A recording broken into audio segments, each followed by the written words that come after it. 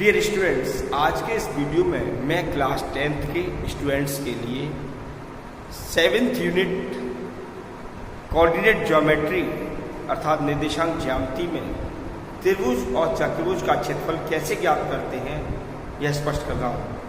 तो प्यारे छात्रों, त्रिभुज का क्षेत्रफल ज्ञात करने के लिए जो फॉर्मूला प्रयोग किया जा रहा है वह है त्रिभुज का क्षेत्रफल equal 1/2 into x1 y2 minus y3 plus x2 y3 minus y1 plus x3 y1 minus y2। तो त्रिभुज के क्षेत्रफल ज्ञात करने के लिए इस फॉर्मूले का प्रयोग करेंगे। मान लीजिए कि हमें 3 बिंदु दिए गए हैं और 3 बिंदुओं से मिलकर के त्रिभुज बनेगा। 3 बिंदु दिए गए हैं 1, -3, दूसरा है 4, P, तीसरा है -9, 7 और त्रिभुज का क्षेत्रफल दिया हुआ है 15 वर्ग इकाई। यहां मुझे P की वैल्यू ज्ञात करनी है। तो पहले बिंदु को मैंने माना x1 y1, दूसरे को x2 y2 और तीसरे को x3 y3।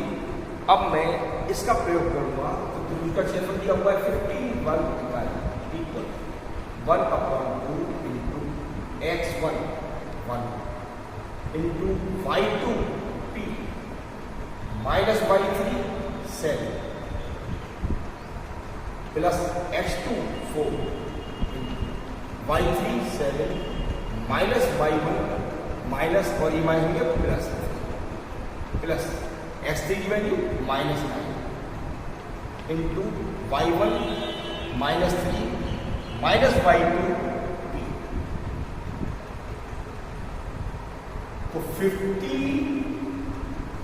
मैंने 1/2 को ट्रांसपोज कर दिया, क्या होगा 1/2। ठीक है, अब मैं 1 से मल्टीप्लाई करूंगा तो p -7 ही रहेगा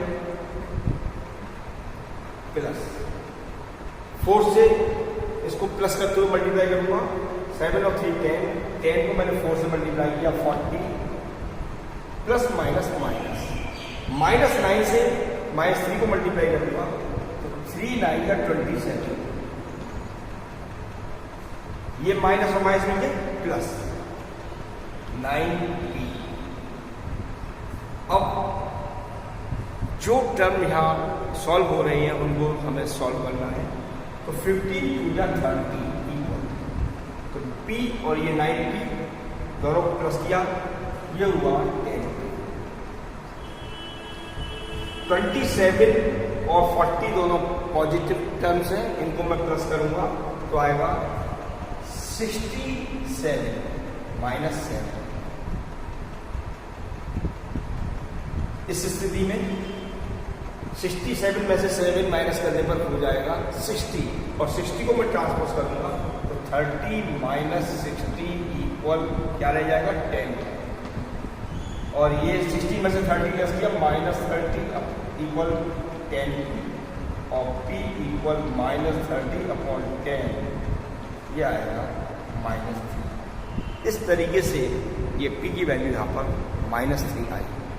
तो प्रिय छात्रों, इस फॉर्मूले के आधार पर हम त्रिभुज का क्षेत्रफल ज्ञात कर सकते हैं। अब मैं आपको यह क्लियर कर रहा हूं कि चतुर्भुज का क्षेत्रफल कैसे ज्ञात किया जाता है। उसमें एक मैं नया तरीका दे रहा हूं कि आपको इसमें किसी भी फॉर्मूले को लर्न करने की आवश्यकता नहीं है, केवल सिस्टम को देखना है कि सिस्टम कैसे अप्लाई किया जा रहा है और बिना फॉर्मूले के हम इसको ज्ञात कर सकते हैं। और जब हम फॉर्मूले का प्रयोग करेंगे तो हमें त्रिभुज वाले ही फॉर्मूले का प्रयोग करना पड़ेगा। देखें,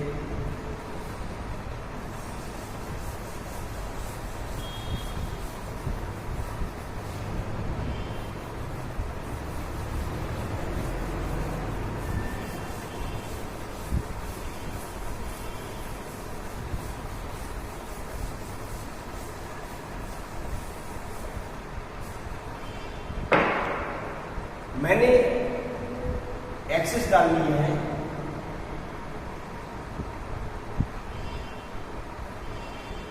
ये एक्स अक्ष है और ये वाई अक्ष।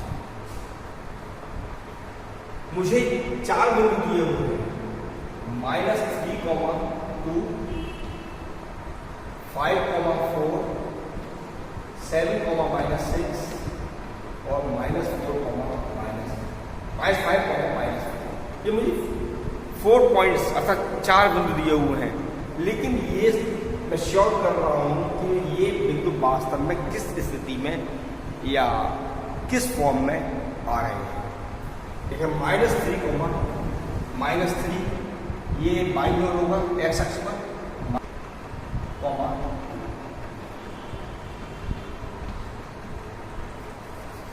अब दूसरा बिंदु है 5, 4, ये 5 प्लस का है, इसलिए एक्स अक्ष के राइट साइड में होगा और 5, 4 ये मान लीजिए फर्स्ट चतुर्थांश में है 5, 4।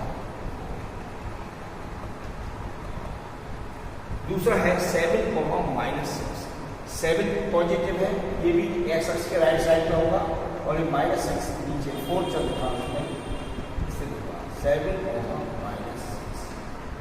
अगला बिंदु है -5, -4, ये x माइनस का है, इसलिए बाईं ओर होगा और ये थर्ड चतुर्थांश में होगा, -5, -4।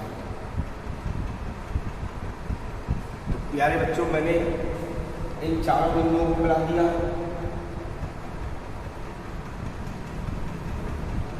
इस तरीके से ये एक चतुर्भुज बन रहा है। मैंने इनका नाम दिया है शीर्षों का A, B, C और ये D। इसको मैं बिना फॉर्मूले से प्रयोग करना चाहता हूं, तो बिना फॉर्मूले के प्रयोग करने के लिए मैं कुछ टर्म्स का प्रयोग कर रहा हूं,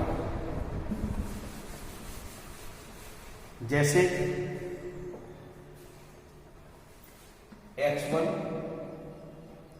y1, x2, y2, x3, y3, x4, y4। और ये मैंने x1 से शुरू किया था, इसलिए फिर मैं यहाँ पर x1 और y1 प्लेस करूंगा। मैंने इनके मान लगाए,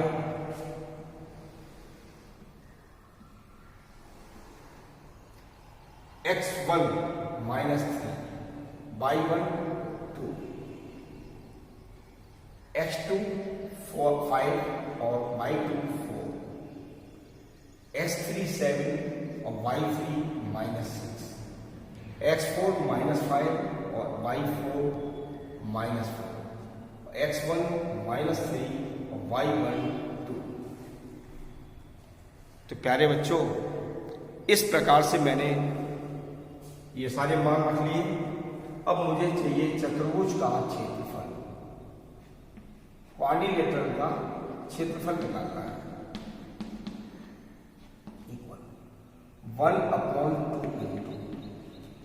बस थोड़ी सी बात को ध्यान रखना है, क्या कि हमको इनमें फर्स्ट पेयर बनाना है दो के, x1 और x2 के साथ में। तो मुझे क्रॉस मल्टीप्लाई करना होगा, लेकिन ऊपर से नीचे।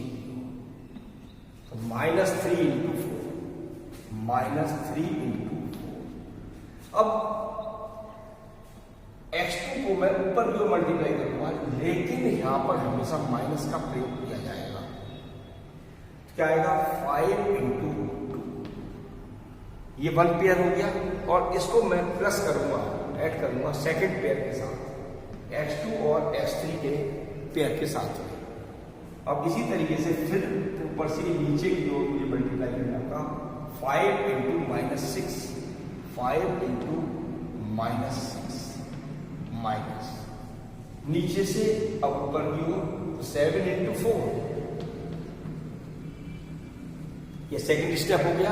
और थर्ड स्टेप के लिए मुझे x3 और x4 का पेयर बनाना होगा और यहां मैं इस पेयर को प्लस करूंगा। फिर वही स्थिति, 7 से मैंने -4 को मल्टीप्लाई किया है, माइनस। अब मैंने -5 को -6 से मल्टीप्लाई किया है,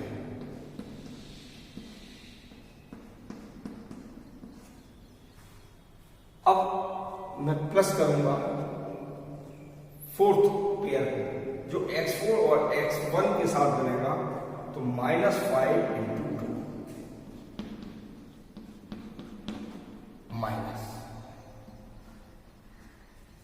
-3 इंटू -2 क्या आएगा 1/2 इंटू 3 4 या 12 -5 2 या 10 प्लस माइनस 5 6 या 30 -7 4 या 28 प्लस माइनस 7 4 या 28 माइनस प्लस और माइनस मिल गया -5 6 या 30 माइनस प्लस माइनस 5 या 10 और ये माइनस प्लस और माइनस मिल गए -3 2 या 6। ये सारे साइन माइनस में है, मैं इन सबको प्लस कर दूं, क्या आएगा 1/2 इंटू, बट माइनस की संख्या आएगी 2 8 10 और 8 18 और 6 24 कैरी 2 1 3 4 और 3 7 8 9 10 11 और 3 14 और 1 15। मैंने इसको कट कर दिया 2 से, तो 2 7 जा 14 फिर 2 7 जा 14। डियर स्टूडेंट्स, चूंकि एरिया कभी भी ऋणात्मक नहीं होता, क्षेत्रफल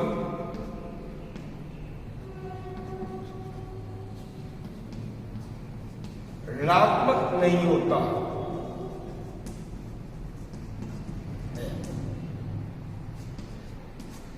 इसलिए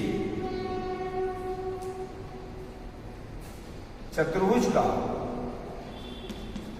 क्षेत्रफल बराबर 77 वर्ग इकाई।